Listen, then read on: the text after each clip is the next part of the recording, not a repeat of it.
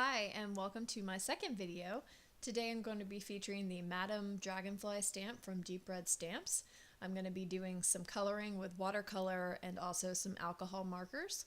Let me preface this whole video by saying that I am not a colorist. When I think of coloring, or I used to think of coloring, I would think of kids coloring books and crayons. And while that is coloring, I see that there is a much more adult version, and it don't necessarily mean the adult coloring books. I've watched a lot of artists on YouTube color with Copic markers, colored pencils, watercolor, all sorts of things that I'm so impressed by. Watching people shade and blend, it's magical to me, and it's also very soothing. I'm not promising that my coloring is going to be very soothing to someone, but I attempt it at the very least. So I'm going to be coming in and stamping this image 3 times. The one on the left that I had up there is, or there it is, it is stamped with Memento ink. The middle one is stamped with Versamark ink. And the third one will be stamped with VersaFine Onyx Black ink. Today's video, I'm only going to be making 2 cards, but the one in the middle just turned out so pretty. I just love it by itself. I'm not going to color it in, but that gold embossing powder on white cardstock is just so beautiful. This stamp is just so intricate and detailed that it really, really looks awesome with the gold. I just wanted to show you how beautiful this stamp was. So I'm going to come in with the VersaFine ink and stamp here, inking up my stamp.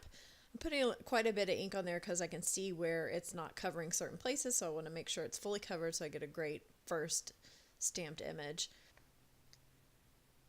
Looking back on this, I should have trimmed out the edges of that rubber stamp, so I have to go in and clean out. There, you see me doing that, just so it doesn't transfer onto my paper. I want to make sure I just have that really great image right in the middle.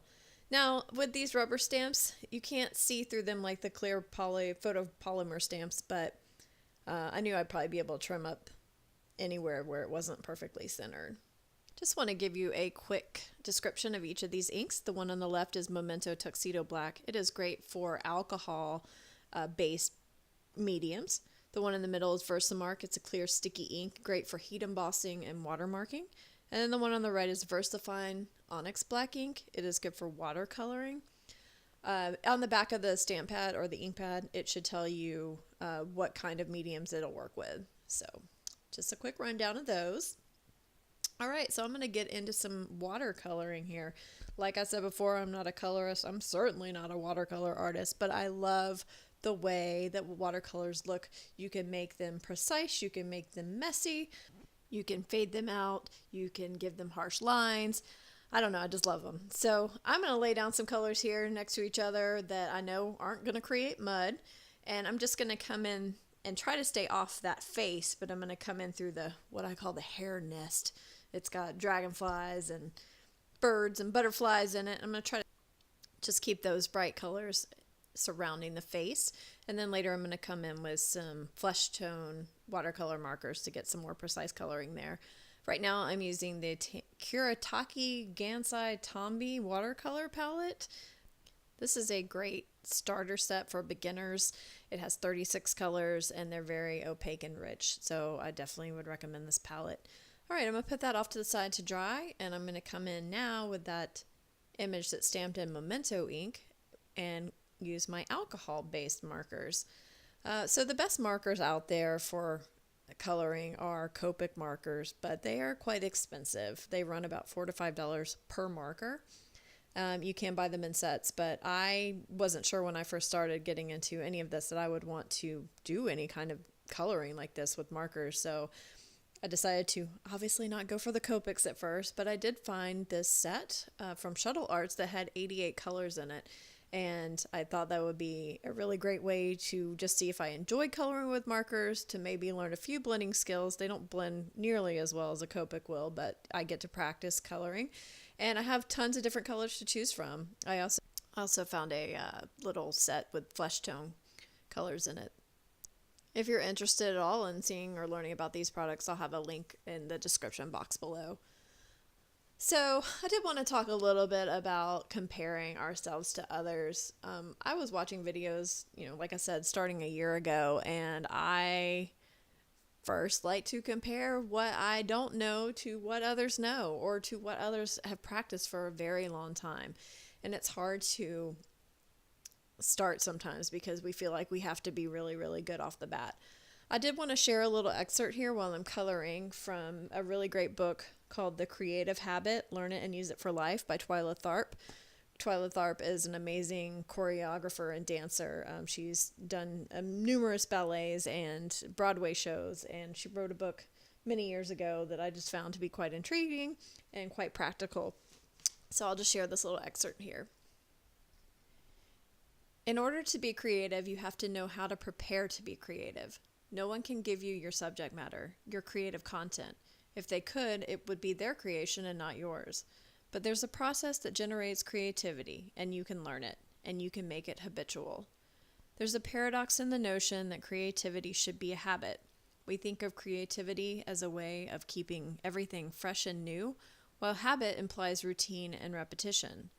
That paradox intrigues me because it occupies the place where creativity and skill rub up against each other. It takes skill to bring something you've imagined into the world, to use words to create believable lives, to select the colors and textures of paint to represent a haystack at sunset, to combine ingredients to make a flavorful dish. No one is born with that skill. It is developed through exercise, through repetition, through a blend of learning and reflection that's both painstaking and rewarding. And it takes time. Even Mozart, with all his innate gifts, his passion for music, and his father's devoted tutelage, not sure if I'm saying that right, needed to get 24 youthful symphonies under his belt before he composed something enduring with number 25. If art is the bridge between what you see in your mind and what the world sees, then skill is how you build that bridge. I just love that.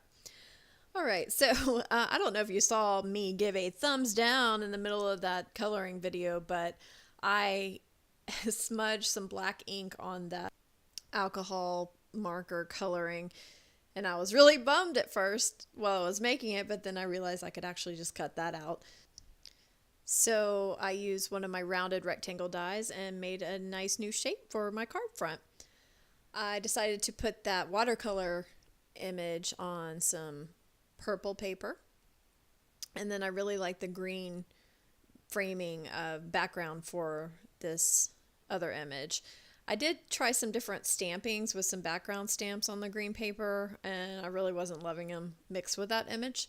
So I decided to come in with a different background stamp. This is from Hero Arts. It's a floral tile background stamp.